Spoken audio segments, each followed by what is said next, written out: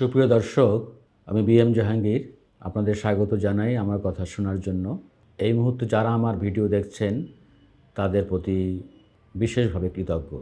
একটি খবর নিশ্চয়ই আপনারা অনেকে শুনেছেন, ঢাকা কলেজের মতো একটি স্বনামধন্য কলেজের হোস্টেল থেকে যে পরিমাণ লাঠিসোঁটা, রামদা উদ্ধার হয়েছে, দেশীয় অস্ত্র উদ্ধার হয়েছে, নজিরবিহীন।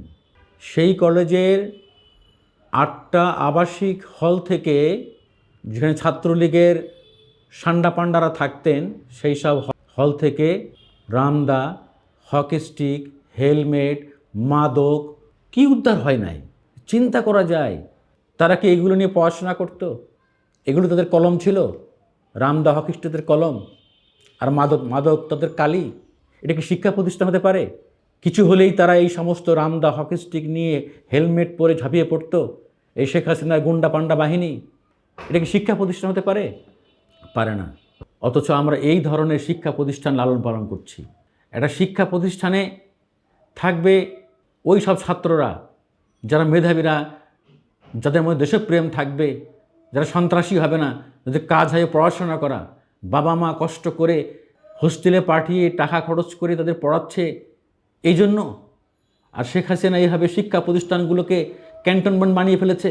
কলেজের হোস্টেলে যদি এই অবস্থা হয়, তাহলে ইউনিভার্সিটিগুলো কী অবস্থা হবে, বিশ্ববিদ্যালয়ের?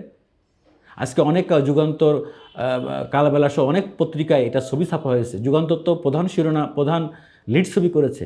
ছবিগুলো দেখলেই মনে হবে যে কোনো একটা সন্ত্রাসী একটা আস্থানা, একটা অস্ত্রের কারখানা মনে হবে। তো এইগুলো তো ধরা পড়ছে দেশীয় অস্ত্র। নিশ্চয়ই এখানে আগ্নেয় অস্ত্র ছিল। এরা এই সমস্ত হলগুলোতে যারা ছিল, ছাত্র নামধারী সন্ত্রাসীরা, এদের কাছে আগ্নেয় অস্ত্র, রিভলভার, পিস্তল সবই আছে। তাহলে ঢাকা বিশ্ববিদ্যালয়ের কী অবস্থা, অন্যান্য বিশ্ববিদ্যালয়ের কী অবস্থা? আমার মনে হয় অনতিবিলম্বে এই সমস্ত হলগুলোতে অভিযান চালানো দরকার।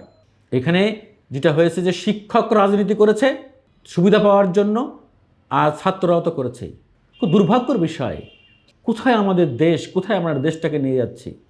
আমি মনে করি, এবং আমার মতো হয়তো অনেকেই মনে করেন, যে অবিলম্বে দেশের সব শিক্ষা প্রতিষ্ঠান, বিশেষ করে এই ধরনের কলেজ এবং প্রতিটা বিশ্ববিদ্যালয়ের তল্লাশি অভিযান চালাতে হবে। বিশেষ করে যেখানে ছাত্রলীগের সান্ডা পান্ডারা থাকতো, বহিরাগতরা থাকতো, এদের হলগুলো ক্লিন করা হোক, ধুয়ে মুছে সাফ করা হোক, এবং এর সঙ্গে যারা জড়িত, যাদের হলে এই সমস্ত পাওয়া গিয়েছে, তাদের প্রত্যেককে আইনের আওতায় নিয়ে আসতে হবে। এরা ওখানে লেখাপড়া শিখতে যায় নাই, ওরা ওখানে অস্ত্রের ট্রেনিং নিতে গেছে। এইখান থেকে তারা পাশ করে, নিশ্চয়ই এরা পড়াশোনা করে না, এরা মাস্তানি করে রেজাল্ট হাতিয়ে নেয়। ওই সব দল বা শিক্ষকরা এদেরকে আশ্রয় প্রশ্রয় দেয়। আমরা এই ধরনের শিক্ষা প্রতিষ্ঠান আর চাই না। এ ধরনের ছাত্রও চাই না, এ ধরনের শিক্ষকও চাই না। এইসব হলে যারা প্রভোস্ট ছিলেন তারাও দাঁড়াতে পারবেন না। এদের প্রত্যেককেই শাস্তির মুখোমুখি করতে হবে। আমরা নতুন বাংলাদেশে নতুন কিছু চাই।